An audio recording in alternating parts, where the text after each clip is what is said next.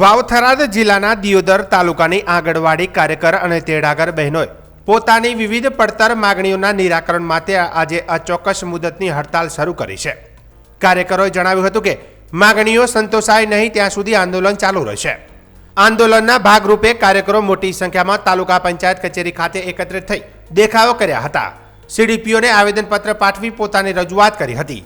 કાર્યકરોના જણાવ્યા મુજબ ત્રણેય ઘટકની આંગણવાડી સ્ટાફ લાંબા સમયથી વિવિધ પ્રશ્નોથી પરેશાન છે, પરંતુ વારંવાર રજૂઆત છતાં યોગ્ય નિરાકરણ આવ્યું નથી।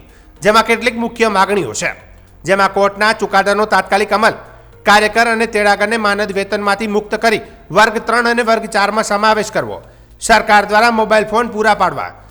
વધુમાં કાર્યકરોએ જણાવ્યું હતું કે વર્ષ 2022માં મોબાઈલ ફોન આપવાની જાહેરાત થઈ હતી, પરંતુ આજ દિન સુધી કોઈ ફોન આપવામાં આવ્યા નથી।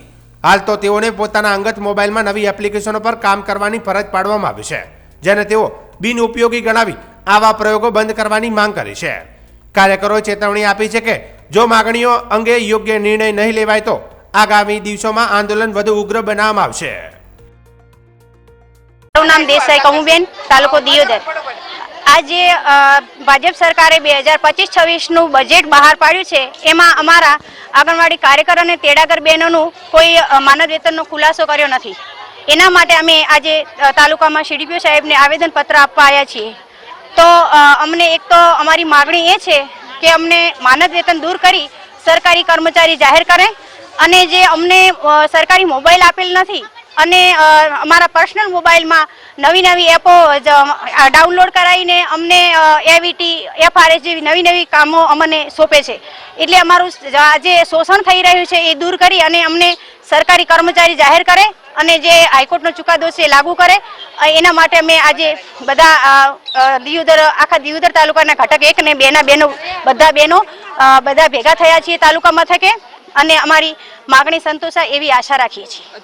હું આંગણવાડી કાર્યકર તરીકે ફરજ બજાવું છું। છેલ્લા અમુક બહેનો 25 વર્ષથી બી નોકરી કરી રહી છે અને નવી બી લાગી છે, એમનો પણ પગાર એનો એ જ છે 10,000, અને જે આજે હાજર થાય છે એમનો પણ 10,000 જ છે। તો અમારા તમામ કાર્યકર અને તેડાગર બહેનોનો જે સરકાર જોડે અમારી માંગણીઓ છે, છેલ્લા અમે ઘણા સમયથી માંગણીઓ કરી છે, પણ એક પણ માંગણી અમારી સંતોષાઈ નથી। જે અમને સરકારી કર્મચારી જાહેર કરવામાં આવ્યા, હાઈકોર્ટ ચુકાદો આવ્યો ત્યારે અમારા જોડે ઘણા બધા આવ્યા, બહેનો તમારા પગાર બહુ બધા વધી ગયા છે, પણ એ મોંથી અમને કશું જ મળેલું નથી। તો આપ સરકારશ્રીને નમ્ર વિનંતી કે અમારી મજાક ઉડાવે છે બધાય, તો એ પ્રમાણે અમારા પગાર વધારા કરો, અને અમુક નવી કામગીરીઓ આવે છે ઓનલાઈન, એ અમારી બંધ થાય તેવી આપ સરકારશ્રીને નમ્ર વિનંતી। અને જો હવે આ માગણી પૂરી નહીં થાય તો